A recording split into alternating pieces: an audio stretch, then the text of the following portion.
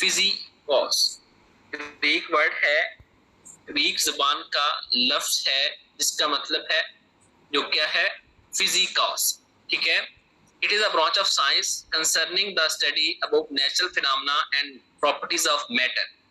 Matter की properties और natural phenomena जो है उसके मुताबिक जो स्टडी है वो किस ब्रांच ऑफ साइंस के तहत होती है, वो है फिजिक्स।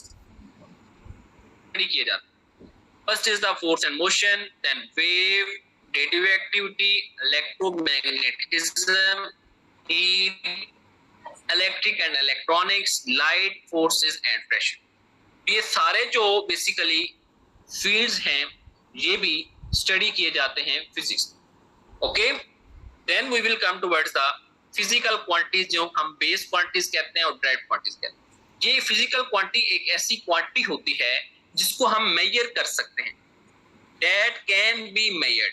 अब मैस है, लेंथ है, वॉल्यूम है, टेम्परेचर है, these are the physical quantities। Mass, किसी भी चीज का मैस जो है वो हम मेजर कर सकते हैं, किसी चीज की लेंथ मेजर कर सकते हैं, किसी लिक्विड का वॉल्यूम मेजर कर सकते हैं, किसी चीज का टेम्परेचर मेजर कर सकते हैं, इसका कितना टेम्परेचर। अब हम फिजिकल क्वांटिटीज को टू टाइप्स में डिवाइड करते हैं, एक होती है बेस क्वांटिटी, एक होती है डेराइव्ड क्वांटिटी। बेस क्वांटिटी जो है एक ऐसी क्वांटिटी है जिसको डिराइव नहीं किया जा सकता किसी और बेस क्वांटिटी में, मतलब इसको एक बेस क्वांटिटी को दूसरी बेस क्वांटिटी में कन्वर्ट नहीं किया जा सकता, इसमें जस्ट मैग्नीट्यूड इन्वॉल्व होता है।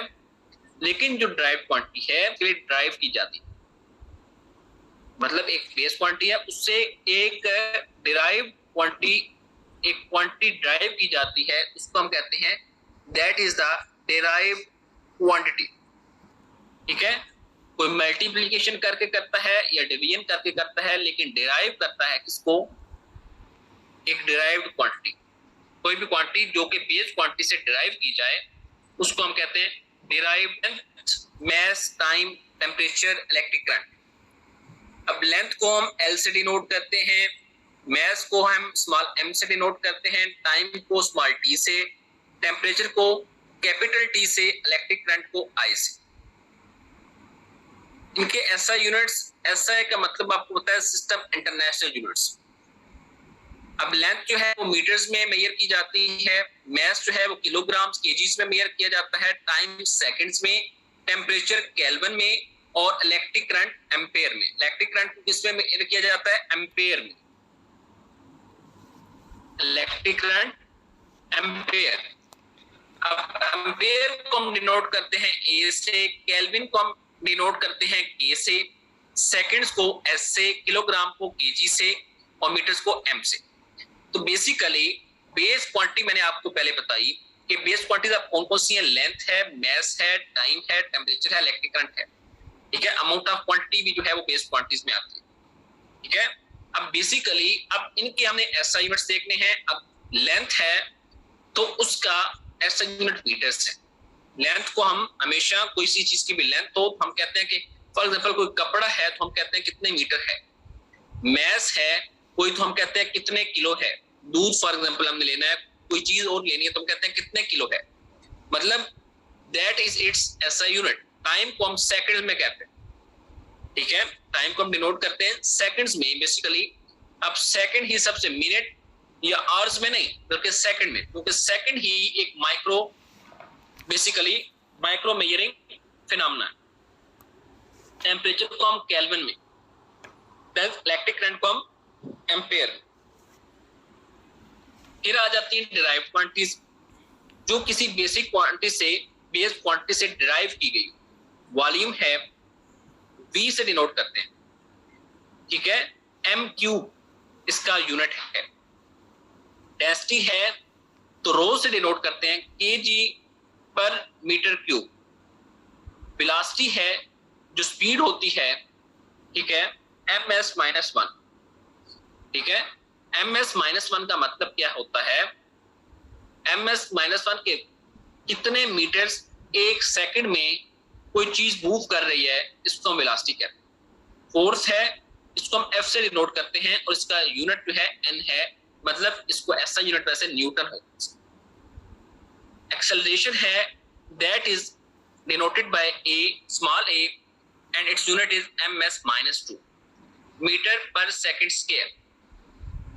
ठीक है, क्रेज पर 12 है, टी से नोट करते हैं, गाइगा है, मेगा है, किलो है, डेसी, सेंटी, मिली, माइक्रो, नैनो, पिको। तो बेसिकली ये जो प्रीफिक्सेस हैं आपको ये मस्ट पता होने चाहिए, इनके सिंबल्स और इनके मल्टीप्लिकेशन फैक्टर्स।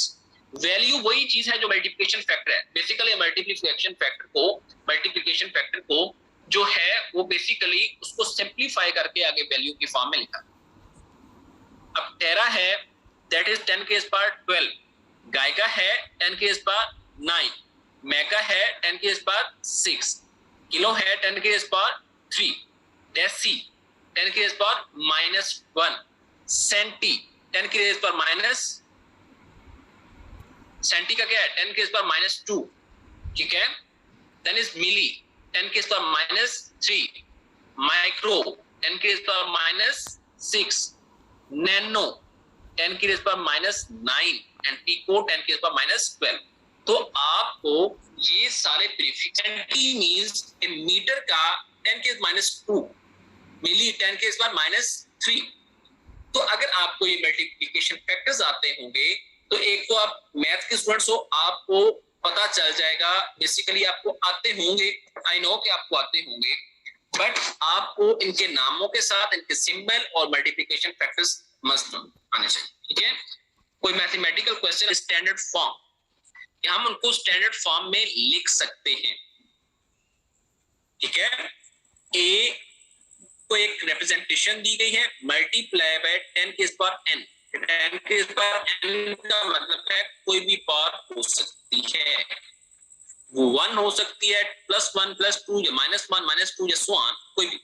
उसी तरह एक प्रैक्टिस के तौर पे एक्सरसाइज नीचे दी गई है कि इसको साइंटिफिक नोटेशन में लिखें, कि इसको पावर्स की फॉर्म में लिखें, और उसके बाद equatorial diameter of the earth ये है तो आप स्टैंडर्ड फॉर्म में डायमीटर लिखें, मतलब 10 पावर्स की फॉर्म में किसी चीज को लिखने में काम आते हैं।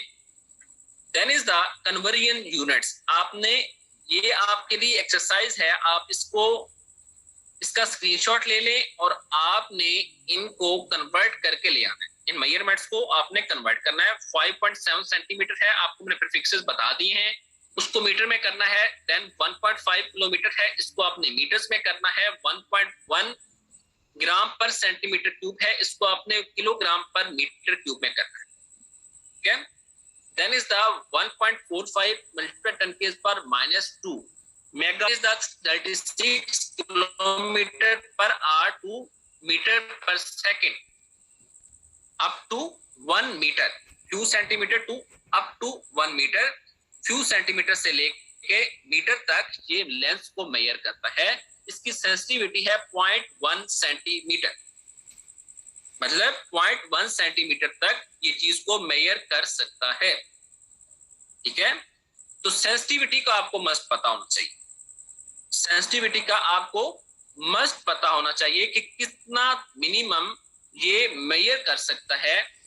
ठीक है, एट अ गिवन, ठीक हो गया। तो आपको मीटर की फॉर्म में पता होना चाहिए कि मीटर दूर का क्या काम है, कितने सेंटीमीटर से लेकर 1 मीटर तक मेजर कर सकता है। अब 0.1 सेंटीमीटर ये सेंसिटिविटी है इसकी।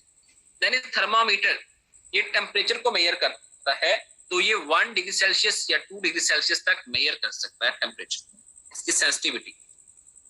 एज अ स्टॉप वॉच, ये टाइम इंटरवल को मेजर करता है, वॉच 0.1 सेकेंड, 1 सेकेंड की बात नहीं हो रही, 0.1 सेकेंड की बात हो रही।